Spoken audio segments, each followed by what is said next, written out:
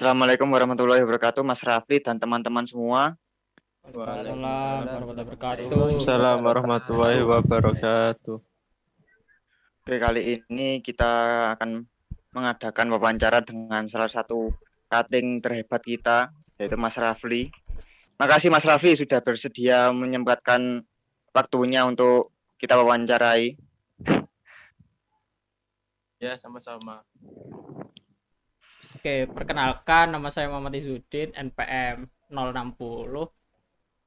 Pertanyaan pertama, selama menempuh semester awal, apa saja kesulitan yang dihadapi Mas Rafli dan bagaimana cara menghadapinya? Kesulitan yang diawali semester awal ya? Iya. Nah, kesulitannya itu ya kebiasaan dari SMA, pindah ke SMA ke kuliah itu agak susah ya. Karena kebiasaan kan kalau di SMA kan kita kan bangunnya teratur kan, bangunnya awal terus masuk sekolah gitu kan. Terus pulangnya ya pulang sore gitu kan. Nah, kalau di kuliah kan beda, ada yang masuk jam 9, jam 10, jam 1 juga masuk. Itu sih, itu agak sulit menurut saya kalau perbedaan antara SMA ke kuliah gitu sih. Dan tugasnya juga banyak sih kalau di kuliah itu. Pasti itu dah. Lalu cara Ya sih. menghadapinya gimana, Mas? Hadapinya ya santai aja, gak usah taruh panik ya. Kalau panik itu nanti bikin ruwet nanti. Kalau panik. Oke. Relax aja kalau jalaninnya ya sih, gitu aja sih. Oke, pertanyaan yang kedua, kemampuan apa saja yang belum dimiliki tetapi ingin memiliki kemampuan tersebut untuk kedepannya? Kalau kemampuan dari hard skill dulu ya, hard skill dulu ya. Kalau kemampuannya sih saya masih belum terlalu jago untuk ngoding ya. Ya cuma biasanya NetBeans itu sama ini Microsoft Visual Studio ini aja udah. Nah, aku pengennya itu kalau memiliki kemampuan itu ya kalau bisa minimal punya pengalaman ngoding di software setidaknya 10 software lah gitu. Udah itu aja sih kalau memiliki kemampuan itu. Oke, untuk pertanyaan yang ketiga, jika waktu bisa diulang, apa kesalahan yang terjadi di semester awal mau diperbaiki? Waduh, ini agak sulit nih untuk saya. Ya kesalahannya ya itu, saya kan ada sih ya di semester awal itu kan saya kan baru awam kan ya Mas belajar bahasa pemrograman itu NetBeans itu kan ya.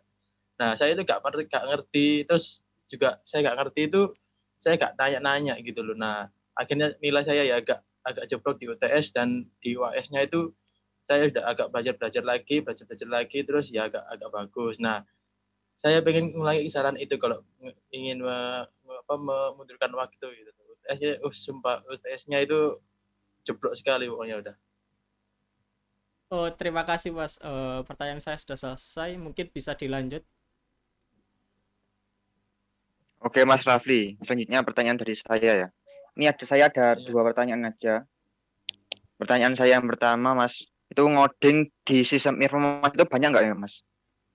Porsinya itu banyak, apa sedikit, apa sedang atau gimana gitu?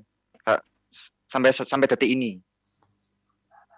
Kalau coding sampai detik ini sih masih sedikit ya, masih kalau di semester 1 masih pakai NetBeans kan ya, satu software aja. Kalau Iya, di iya. semester 3 ini ya masih sama pakai satu software aja. Berarti masih dua software Mas. Ya pakai itu aja sih.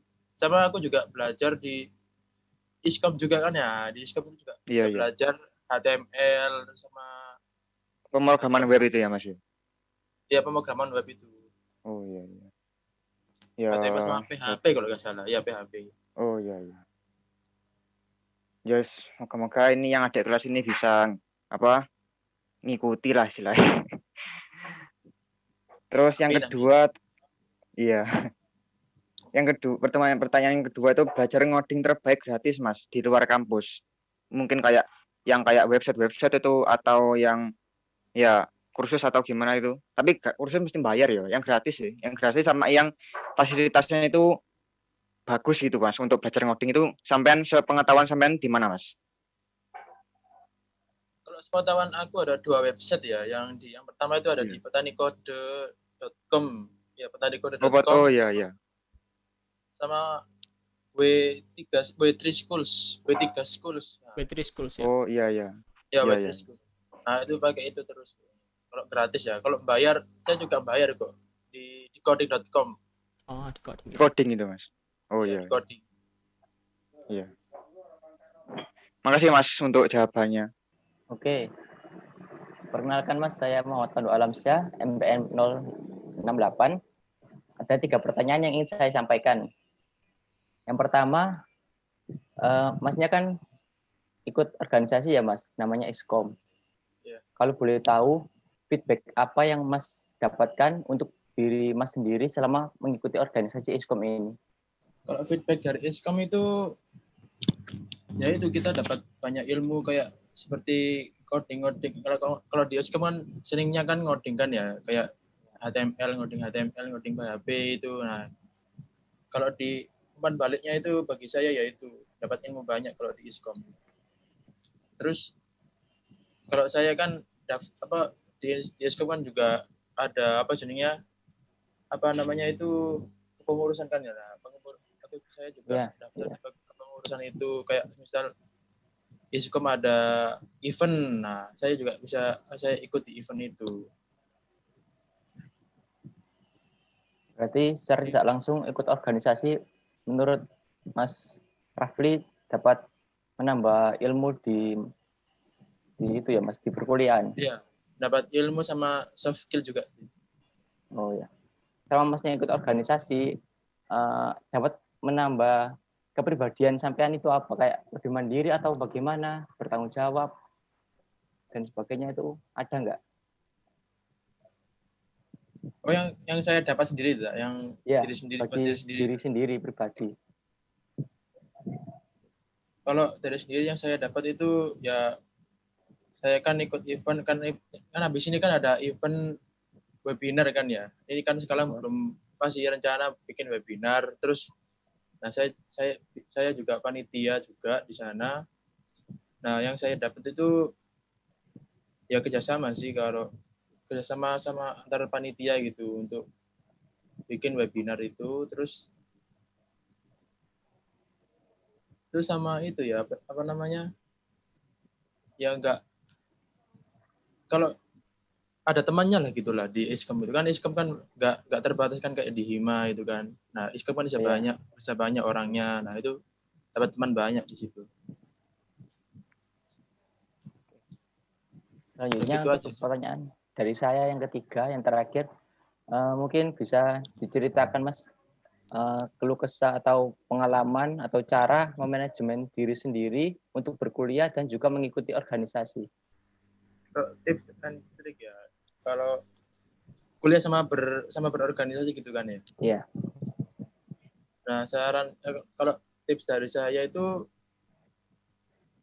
misalnya kalau ada dari organisasi kan ada meeting kan ya, meeting bersama bahas apa gitu. Nah, situ kan ada apa namanya, kalau saya biasanya jam segini. Nah, itu diperkira-kirakan lah sama kuliahnya gitu. Kuliah saya misalnya jam 2 sudah selesai. Nah, saya bisa meetingnya jam 3 karena masih ada 1 jam itu buat sebesar molor kuliahnya gitulah. Nah, gitu sih. Kalau antara berkuliah sama berorganisasi gitu. Jadi seimbangkan lah antara kuliah. Jadi kuliahnya tidak boleh terpotong sama organisasinya gitu. Baik Mas, terima kasih telah menjawab pertanyaan dari saya. Insya Allah akan dilanjutkan oleh teman-teman saya selanjutnya. Assalamualaikum warahmatullahi wabarakatuh. Waalaikumsalam. Mas Rafli, izin bertanya. Pertanyaan pertama itu, selama kuliah di jurusan sistem informasi, menurut Kak Rafli, tantangan tersulit dalam menjalani kuliah itu apa, Kak? Nah, kalau yang paling tersulit itu sih Tersulit. itu sih dari dari pindahnya kebiasaan dari SMA ke kuliah, terus sama di ini kalau semester ini tuh tugasnya kan daring kan ya. Biasanya daring itu kan Iya. banyak tugas sih. Banyak tugas itu kayak buat video video video apa setiap pertemuan itu bikin video gitu lah. Nah, itu Hmm. pokoknya dari daring ini perkuliahan itu banyak banget pokoknya yang tugasnya itu. Tugas bikin video gitu. Oh, Itu oke, aja Mas. tantangan tersulit. Lanjut ke pertanyaan kedua, Mas. Setelah lulus menjadi sarjana SI, Kakak berencana untuk apa ke depannya? Setelah lulus ya. Kalau Iya. setelah lulus saya berencana untuk bekerja di bidang SI sama bikin usaha sendiri, bikin usaha kecil-kecilan lah. Sama nanti kalau sisa ada biaya buat ke sarjana 2 ya aku juga ikut kuliah lagi ke S2. Terus sama nyoba-nyoba tes CPNS lah Oh iya. gitu ya. Ya, makasih Mas ya. Ya, sama-sama. Pertanyaan selanjutnya bisa dilanjut ke Sabilar mungkin. Perkenalkan, nama saya Sabilar Resat. Langsung saja pertanyaan dari saya. Menurut Mas Rafli, bagaimana sih cara agar kita bisa bertahan gitu selama masa kuliah sampai waktunya lulus? Itu sih. Dijawab, Mas Rafli. Ya, kalau dari saya sih Ya, kalau bertahan itu dari orangnya sendiri ya. Maksud saya itu cara bertahannya itu ya itu harus konsisten, nilainya harus bagus terus gitu. Nah, itu sudah pasti mudah lah untuk lulusnya. Nah, itu aja sih kalau dari aku. Asal konsisten aja lah nilainya. lanjut ke pertanyaan selanjutnya. Pas masa kuliah itu kan ada dosen yang baik gitu, dosen yang ngasih nilainya juga gampang, terus ada lagi dosennya yang killer gitu lah. Menurut Mas Rafli sendiri itu gimana ngadepin dosen yang dianggap killer gitu, apalagi kalau dosennya jadi dosen wali? Cara menanggapi dosen killer ya ini. Sebenarnya di SI ini di sini nggak ada dosen killer loh sebenarnya. Asalnya dosennya tuh kayak tegas gitulah. Rata-rata gitu sih kalau yang aku sepengetahuanku. Tegasnya tuh kayak kalau ngumpulin tugas itu harus tepat waktu gitulah. Nah, itu cara menanggapinya ya santai aja. Kalau misalnya tugasnya belum selesai gitu ya, itu bisa apa namanya? Minta izin ke dosennya lah, minta izin gimana, ada masalah, ada kendala apa gitu. Kalau saya kan juga bisa cara nanggapinya itu juga gimana ya, kalau dosennya tegas itu agak sulit juga sih. Saya dulu sih bingung materinya itu ya minta tanya-tanya ke teman lah itunya apa kalau materinya bingung gitu. Terus kalau materinya kayak tanya-tanya ke teman itu misalnya kurang puas lah jawabannya itu bisa minta ke dosennya itu jawabannya ini gimana Bu, permisi Bu, ini gimana jawabannya, kalau dari saya belum paham materinya gini gitu aja sih kalau dari aku. Istilahnya terbuka lah sama dosen gitu. Oke, sekian wawancara dari kami angkatan 2020 kepada Mas Rafli. Makasih Mas untuk waktunya. Semoga Makasih, Mas. Makasih Mas. wawancara yang Sama-sama. kita ini bisa bermanfaat lah ke depannya. Amin. Amin. Amin. Amin. Oke. Makasih Mas. Iya, Oke, sama-sama. Assalamualaikum. Iya. Assalamualaikum warahmatullahi wabarakatuh. Waalaikumsalam. Waalaikumsalam warahmatullahi wabarakatuh.